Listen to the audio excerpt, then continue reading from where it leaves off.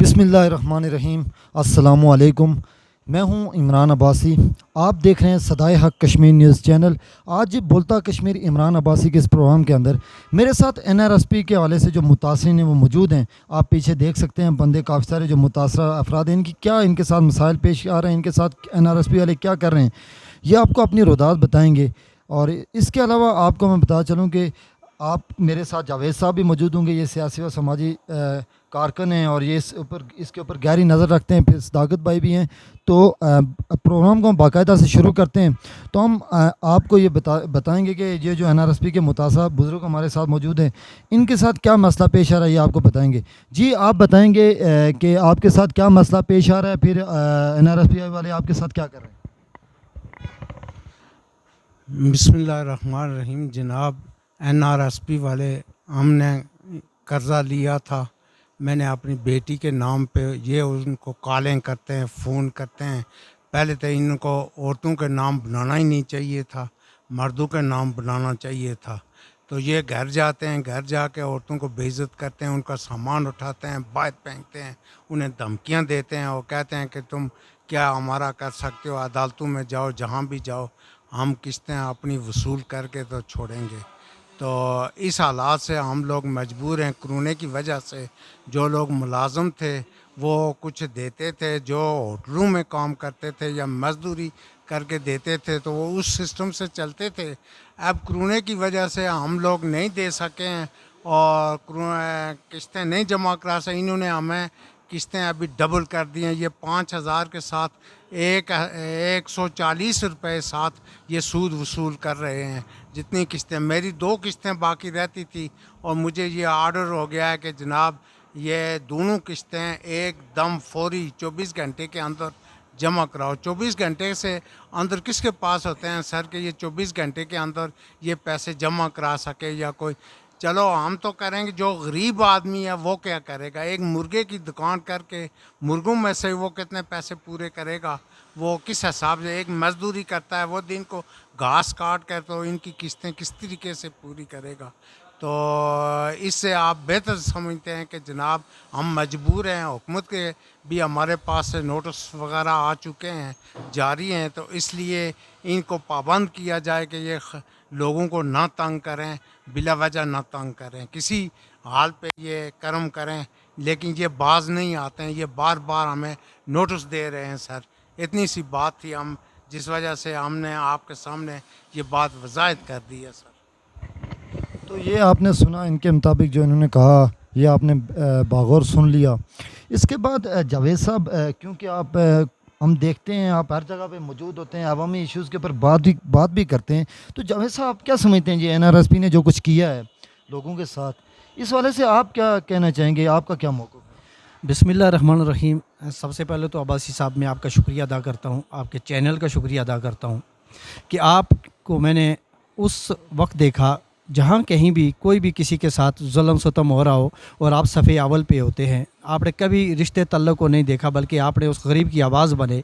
मैं सबसे पहले आपको सल्यूट करता हूँ। दूसरी बात यह है, आपने मुझे NRSP के हवाले से पूछा, तो जनाब मोहतरम बात यह है कि NRSP जो थी वो किस्तें जिस तरह दे रहे थे पहले, कोरोना से पहले, ठीक है, इनका यहाँ पे जो एक इदारा मौजूद था, लेकिन अभी हालिया वक्त में इसके ऊपर बैन लग चुका है और इन्होंने इस हद तक लोगों को तंग करना शुरू किया कि अब्बासी साहब, मैं चूँकि आपके चैनल के वसातत से पूरे आज़ाद कश्मीर के अंदर, पाकिस्तान के अंदर ये पैगाम पहुंचाना चाहता हूं कि जिस तरह NRSP के लोग घरों में जाकर अपने हमारी मस्तूरात को, हमारी औरतों को जलील करते हैं, यकीन जानिए तारीख़ उठा के देखें, ऐसा कहीं भी नहीं होता है। NGOs थी, पैसे दे रही थी, हमारे लोग गरीब थे, ले रहे थे, हमारे ही लोग जाके हमारी औरतों को फिर फ़ोन करते हैं और फ़ोन पे ऐसी ऐसी बेढंगी बातें करते हैं। अब्बासी साहब, अगर ज़िंदगी रही तो मैं फिर आपको एक दफ़ा यहाँ दावत दूंगा और आपको मैं वो सारी इनकी वीडियोस, इनकी ऑडियोज़ दिखाऊंगा कि ये कालू पे क्या क्या बातें करते हैं। और मैं उन फीमेल्स को भी आपके सामने पेश करूँगा कि जिनके साथ इन्होंने ऐसे ऐसे जुल्म सितम किए हैं। मैं आपके चैनल के वसातत से, जो मेरे मुतासरीन भाई हैं इनके वसातत से, मैं आला हकाम तक, वज़ीर आज़म आज़ाद कश्मीर तक, जबकि ये हमारे पास नोटिस भी पड़े हैं जनाब मोहतरम, इनको जाहिद अमीन जो हैं वज़ीर आज़म मायना अमल दरामद कमीशन के, उन्होंने भी NRSP को बाउंड करने का ये लेटर लिखा है जो आपके सामने मौजूद है। फिर इसको देखें, इसको हर जगह से बाउंड कर दिया गया है और ये आपके सामने तमाम लेटर जो हैं हम आपके सामने रखते हैं। कैमरा आपका देख रहा है, तो मैं जनाब से ये इल्तिमास करता हूँ, मैं अपने लोगों से ये इल्तिमास करता हूँ कि लोगों ऐसी आवाज़ बनो कि हमारी बहन और बेटी किसी जगह पे ज़लील व ख्वार ना हो। बैंकों के कर्ज़े कोरोना के बाद माफ़ हो गए जनाब, ज़राई कर्ज़े माफ़ हो गए, तो क्या जिसने 5,000 देना था उसको 6,000 डाल के ये आखिर क्या सबूत लेना चाहते हैं। मेरी आपसे ये इल्तिमास है, मेरी आवाम से इल्तिमास है कि इनके ख़िलाफ़ बिल्कुल सामने आ जाएं, हम आपके साथ शीशा प्लाई दीवार की तरह खड़े होंगे। ठीक है। तो जावेद साहब, जिस तरह आपने बताया कि ये ख़वातीन को भी ब्लैकमेल कर रहे हैं, हरासा कर रहे हैं, फिर कुछ जगहों से भी इतलात मौसूल हो रहे हैं कि सामान भी बाहर निकालने की धमकियां देते हैं, सामान भी ले जाने की कह रहे हैं। तो एक चीज़ जो है कि कोरोना के दौरान, क्योंकि हुकूमत ने, स्टेट बैंक ने ये कहा था कि लोगों को रिलीफ फ्राहम किया जाए, कर्जे जिन्हें उन्हें देने उनको, क्योंकि कारोबार बंद हो चुके थे, उसके बावजूद बजाय उनको नरमी देने के मज़ीद क्यों लगाए गए पैसे? इसकी क्या वजह हो सकती है? क्या इनको पूछने वाला कोई नहीं है? जनाब अब्बास साहब, बड़ा खूबसूरत सवाल है आपका। इस पे मैं आपको एक ही बात कहूँगा कि अगर पूछने वाला होता तो ये लेटर आपके सामने मौजूद है। इस NGOs के ऊपर बैन लग चुका है, फिर भी ये लोगों के घरों में जाते हैं। आज मैं वाशगाफ अल्फाज में ये कहता हूँ, जिस घर में ये इसके बाद NRSP का नुमाइंदा पकड़ा गया, उसकी उधर ही सही तरीके से चित्रोल होगी, उसके बाद उसको इंतज़ामिया के हवाले किया जाएगा। बहुत शुक्रिया जावेद साहब, आपने बात की। मेरे साथ सदाकत साहब भी मौजूद हैं। सदाकत साहब, आपने सुना कि केस भी दायर कर दिया अदालत के अंदर, दिरकोट अदालत के अंदर, तो उसकी तफसील भी बताएंगे, फिर आप हमारे नाज़रीन को बताएंगे इसके हवाले से अगले आपका क्या लाया अमल है, क्योंकि आप मुतासिरीन की दाद रसी भी करें, उनके साथ जावेद साहब की तरह आप भी खड़े हैं, क्या कहना? बिस्मिल्लाहिर्रहमानिर्रहीम। जनाब, सबसे पहले तो इमरान अब्बासी साहब आपका शुक्रिया अदा करते हैं कि आपने हमारी कॉल पे यहाँ पे आप तशरीफ़ लाए, आपने आवाज़ बुलंद की, और हमेशा से आप इस पे जहाँ कहीं भी कोई जुल्म हो रहा हो, कहीं भी कोई इस तरह से कोई हो रहा हो, वहाँ पे आप जुल्म के ख़िलाफ़ आवाज़ बुलंद करते हैं। आपका बहुत शुक्रिया अदा करते हैं। तो इमरान भाई, बात ऐसे है कि ये कोरोना की जो वबा थी, उससे पहले लोगों ने NRSP से कुछ कर्ज़ लिए थे।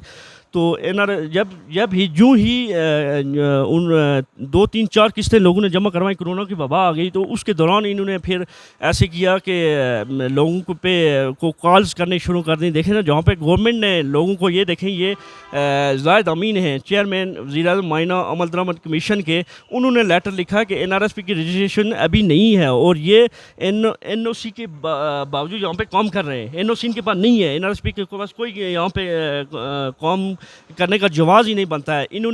हमने इनको बताया, NRSP के नुमाइंदा जो इसरार अब्बासी साहब हैं वहाँ पे, उन्होंने कहा जी हम इसको मानते ही नहीं है, ये नोटिफिकेशन हम नहीं मानते। हुकूमत आज़ाद कश्मीर के नोटिफिकेशन को भी ये चैलेंज कर रहे हैं। इनके पीछे कौन है इतना बड़ी ताकत है कि ये हुकूमत को भी चैलेंज कर रहे हैं, हुकूमत के रेट को चैलेंज कर रहे हैं? देखे ना, इनको ये है कि हमने पिछले दिनों AC साहब के पास भी गए, काफ़ी लोग मिल के गए, लेकिन AC साहब ने उस पर कोई कार्रवाई नहीं की। AC साहब ने उनको कॉल की, इसरार साहब को, तो उन्होंने कहा जी हम तो ख़ुद एक मालियाती इदारा है, हम तो हमें कोई गवर्नमेंट कोई मदद नहीं कर रही, हम नहीं ये कर्ज़े माफ़ नहीं कर सकते हैं।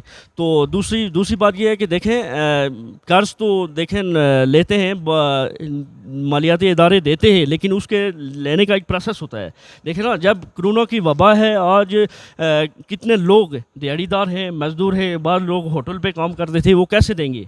ठीक है, गवर्नमेंट ने उनकी मदद तो नहीं की है ना, सबको पैसे नहीं मिले हैं।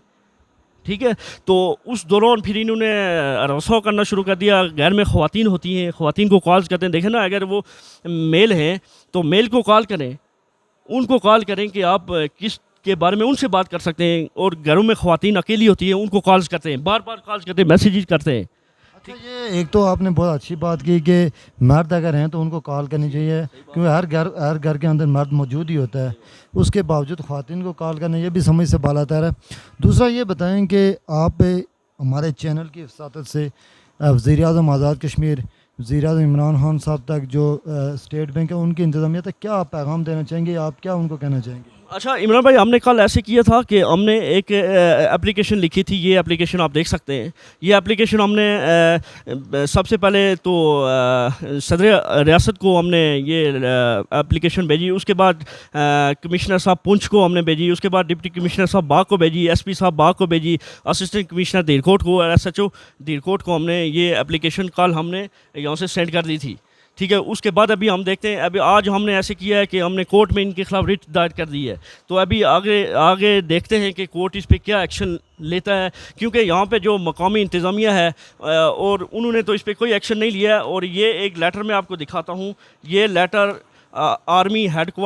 आर्मी हेडक्वार्टर मरी की तरफ से लिखा गया है। उन्होंने जो इनका हेडक्वार्टर है मुजफ्फराबाद, उसको लिखा, मुजफ्फराबाद ने बाग को लिखा, बाग ने DC को लिखा, DC ने फिर SP को लिखा, और SP ने ये देखें, ये वाज़े लिखा हुआ है कि ये NGO NRSP आज़ाद कश्मीर के अंदर किसी प्रोजेक्ट पे काम नहीं कर सकती, लेकिन उसके बावजूद अभी तक काम हो रहा है। ये हमारी समझ से बालातर है, क्योंकि यहाँ पे कानून नाफज करने वाले इदारे भी मौजूद हैं। उन्होंने वो इसको क्यों नहीं रोक रहे हैं? इस पे आप मैं इन सब इदारों से ये कहता हूँ कि ये देखें, ये कर्ज़े की बात को अलग छोड़ दें, लेकिन ये गैर कानूनी काम कर रहे हैं। आज़ाद कश्मीर के अंदर इनके पास NOC नहीं है, और ये NGO कैसे काम कर रही है?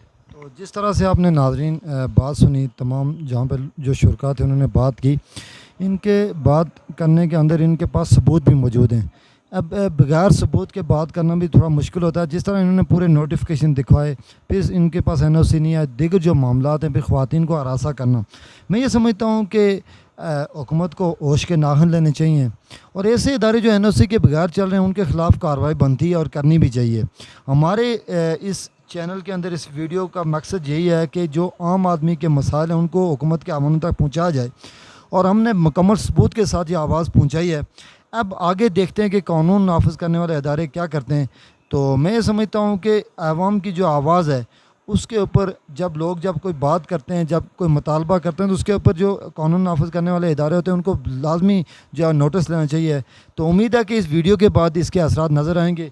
तो जावेद साहब, आप कुछ और बात ऐड करना चाहें? अगर मैं जनाब मोहतरम आपकी चैनल की वसातत से वज़ीर आज़म आज़ाद हुकूमत रियासत जम्मू कश्मीर जनाब चीफ़ जस्टिस साहब आज़ाद कश्मीर, चीफ़ जस्टिस पाकिस्तान, वज़ीर आज़म आज़ाद पाकिस्तान हुकूमत इमरान खान से ये मुतालबा करता हूँ कि इस तरह के घिनौने लोग जो हैं उनको रियासत से बाहर किया जाए। अगर नहीं किया जाता है तो जनाब मोहतरम आज हम अगर 6 से 8-10 लोग बैठे हैं, तो इंशाअल्लाह ताला मैं सिर्फ 15 दिन इस चीज़ का वेट करूँगा। 15 दिन के बाद आप देखेंगे कि यहाँ पे वो औरतें मौजूद होंगी जो 100 के हिसाब से होंगी कि जिनके साथ कहाँ पे किस तरह ज़्यादती हुई है। फिर किसी का शिकवा शिकायत ना रियासत का रहेगा, ना इस NGOs का रहेगा। अल्लाह आपका हामी नासिर।